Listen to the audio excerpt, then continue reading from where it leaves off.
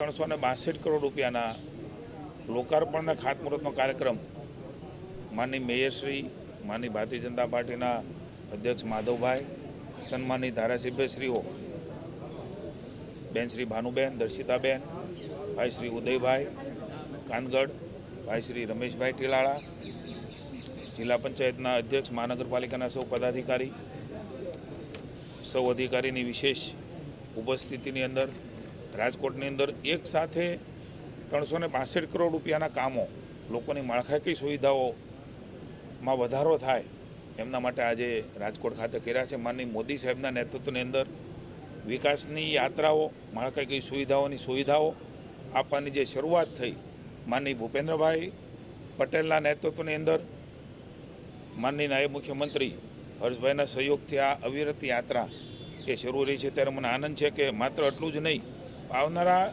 ટૂંક સમયની અંદર 119 કરોડ રૂપિયા અને 518 કરોડ રૂપિયા એમ પ્રધાનમંત્રી આવાસ યોજના અને વિવિધ પ્રકારના કામો, એટલે કે આરોગ્ય કેન્દ્ર બનાવવાના હોય, કોઈ જરૂરિયાતના મશીનો લાવવાના હોય, બગીચા બનાવવાના હોય, ફૂટબોલ ગ્રાઉન્ડ, રમતગમત ક્ષેત્રે પણ રાજકોટ અગ્રેસર રહ્યું છે. ત્યારે ડ્રેનેજની કંઈ બાબતો હોય, કોમ્યુનિટી હોલ હોય, ઓફિસ બનાવવાની હોય, રોડ બનાવવાના હોય, પાણીની લાઈન નાખવાની હોય, આવા અનેકવિધ કામો એ આવનારા સમયમાં પણ થશે. એટલે લગભગ કુલ મળીને 300ની ઉપરાંતના કામો આજે 362 કરોડના કામોના ખાતમુહૂર્ત અને લોકાર્પણ આજે થયા છે. અને આવનારા સમયમાં હજુ પણ લગભગ 600-650 કરોડ રૂપિયાના કામો એ રાજકોટની જનતા માટે શરૂઆત કરીશું અને લોકાર્પણ કરીશું. મને આનંદ છે કે મુખ્યમંત્રી ભૂપેન્દ્રભાઈના નેતૃત્વની અંદર અનેકવિધ વિકાસના કાર્યોમાં રાજકોટ